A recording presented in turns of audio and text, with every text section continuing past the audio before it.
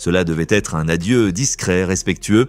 Mais lorsque Diana Ross s'est présentée aux funérailles de Florence Ballard, dans une limousine, devant tout le monde, la foule n'a pas apprécié, certains l'ont huée, d'autres ont poussé des cris de surprise. Puis Diana, habillée de noir de la tête aux pieds, a poussé un cri dramatique si puissant qu'il a résonné dans toute l'église.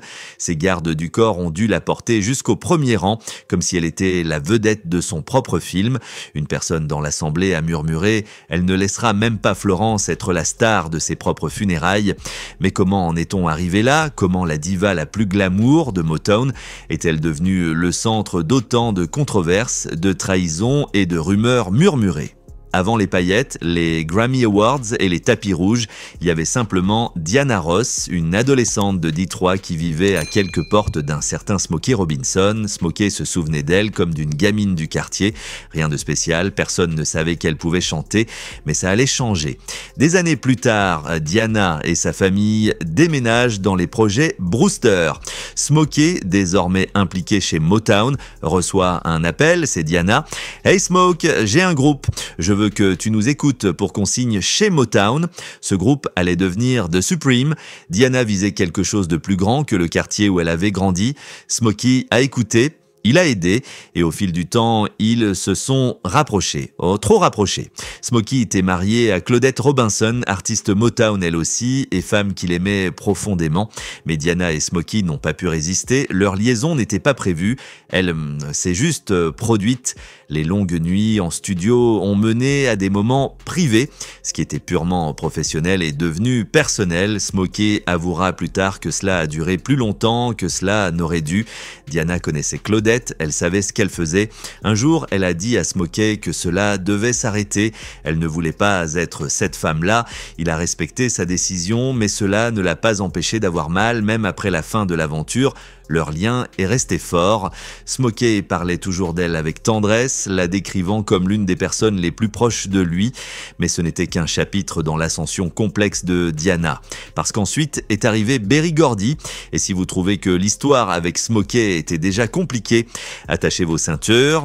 Berry Gordy était Motown, l'homme qui pouvait transformer n'importe qui en star. Diana l'a vu. Et Berry, il a vu en elle du potentiel, de la beauté, de l'ambition. Il était marié, mais cela ne les a pas arrêtés.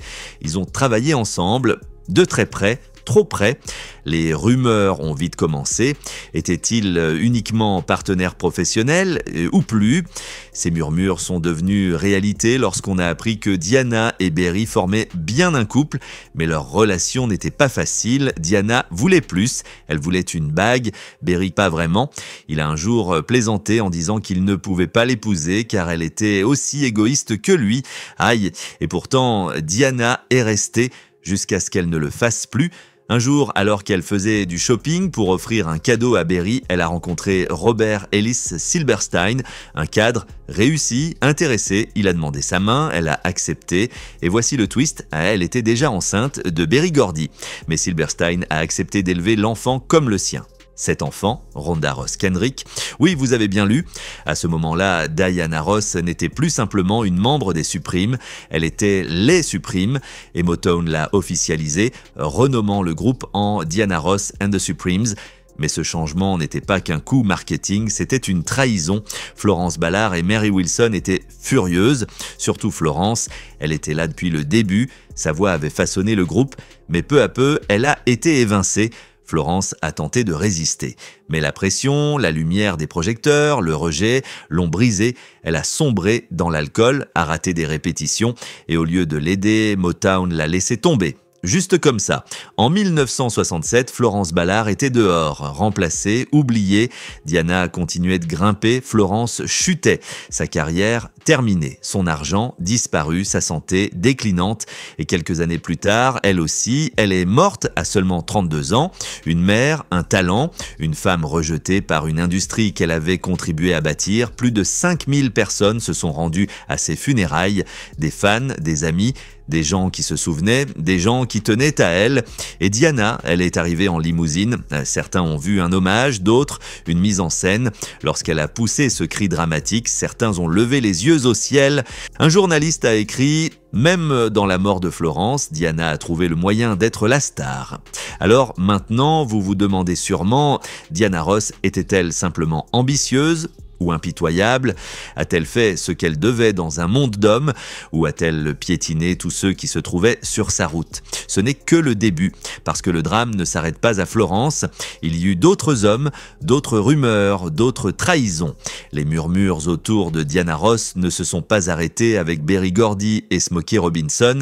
En réalité, les choses sont devenues encore plus floues.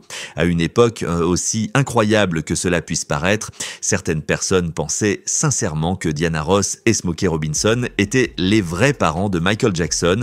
Oui, cette rumeur, elle semble folle, tout droit sortie d'un tabloïd, mais elle a circulé, et voici pourquoi. Motown, ce n'était pas juste une maison de disques, c'était un monde rempli de secrets, d'aventures discrètes, de rendez-vous tardifs. Smokey lui-même a reconnu que les relations en coulisses étaient chaotiques. Tout le monde sortait avec tout le monde, les artistes étaient jeunes, célèbres, impulsifs. L'idée que Diana et Smokey aient pu avoir un enfant ensemble peut sembler absurde, mais dans cet univers-là, tout semblait possible. Et Smokey n'était pas seulement pris dans une histoire avec Diana, à un moment donné, on disait qu'il flirtait même avec la femme de Berry Gordy. Le cercle Motown était étroit, mais aussi emmêlé. L'amour, le désir et la loyauté étaient constamment en conflit. Diana non plus n'était pas sage comme une image, elle a été liée à Eddie Kendricks des Temptations. Ils ont eu une histoire avant qu'ils ne se marient, et même après les vœux, certains disaient que Diana refusait de lâcher prise, qu'elle continuait de jouer avec Eddie juste pour prouver qu'elle le pouvait, juste pour rappeler à sa femme qu'il revenait toujours vers elle. C'est là que les fans se divisent.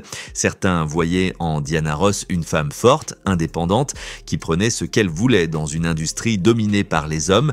D'autres la voyaient comme manipulatrice, opportuniste, prête à tout pour arriver au sommet. Et honnêtement, peut-être que les deux visions sont vraies, parce que Motown n'était pas un monde propre, et Diana Ross n'était pas la seule à jouer le jeu. Les hommes étaient tout aussi désordonnés. Berry Gordy lui-même était infidèle pendant son mariage, y compris avec Diana Ross. Quand Diana a franchi les portes de Motown à 16 ans, elle a vu une opportunité, et Berry Gordy l'a vue. Elle, leur relation est passée de mentor-élève à quelque chose de beaucoup plus intime. Autour d'eux, les gens se posaient des questions. Était-elle avec Berry par amour ou parce qu'il pouvait faire d'elle une star?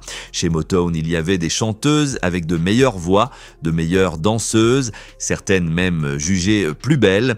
Mais Diana, elle avait autre chose. Elle étudiait les meilleurs, imitait leurs mouvements et se présentait comme si elle appartenait déjà à la scène.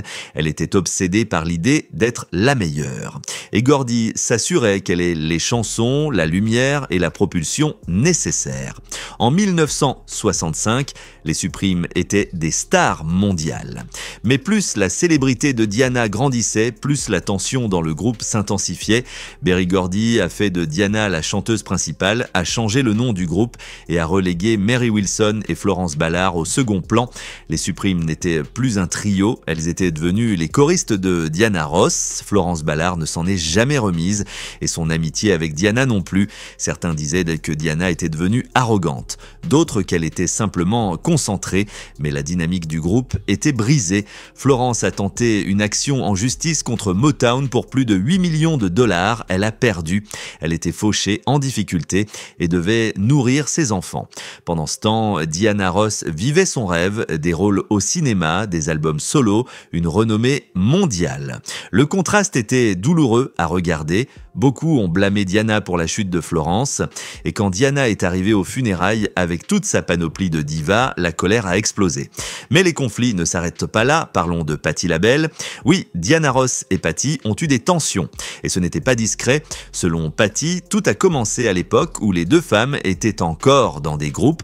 Patti était persuadée que Diana et les Supremes observaient son groupe pour les copier. Un événement l'a rendue furieuse, son groupe venait de se produire à l'Apollo Theater, vêtu de tenues dorées assorties. Le lendemain, les Supremes sont arrivés avec les mêmes tenues. Patti s'est sentie insultée et depuis ce jour, elle n'a plus jamais regardé Diana de la même manière et ce n'est pas tout.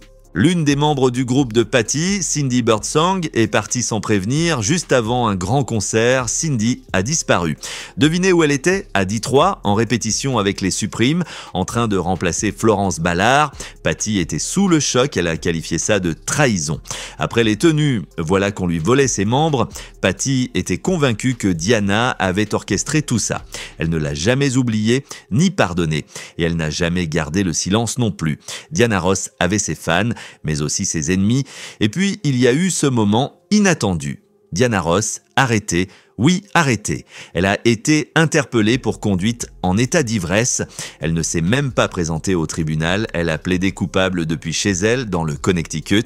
Le juge l'a condamnée à 2 jours de prison, 1 an de probation et 36 heures de thérapie contre l'alcool, une chute pour celle que l'on pensait intouchable. Une piqûre de rappel, derrière les strass, les robes de gala et les disques d'or, Diana Ross était humaine, avec ses défauts. Mais voilà la chose avec Diana. Malgré les rumeurs, malgré les conflits, elle a toujours su rebondir. Elle reste l'une des voix les plus emblématiques de Motown. Son histoire n'est pas seulement faite de scandales et d'ambition, elle parle aussi de survie, de transformation, de puissance. Diana Ross a gravi les échelons dans une industrie qui n'était pas faite pour que des femmes comme elle gagnent. Et peut-être que c'est pour ça qu'elle a fait ce qu'elle a fait et pourquoi aujourd'hui encore les gens n'arrivent pas à trancher. Était-elle la diva ultime ou la grande méchante de l'histoire? Alors qu'en pensez-vous? Diana Ross était-elle une femme en avance sur son temps, prête à tout pour survivre au chaos de Motown, ou a-t-elle laissé derrière elle une traînée de cœur brisé et d'amitié trahie dans sa course vers le sommet? Dites-nous ce que vous en pensez en commentaire et n'oubliez pas de cliquer sur le bouton j'aime, partager et vous abonner pour plus de vraies histoires de stars. À la prochaine.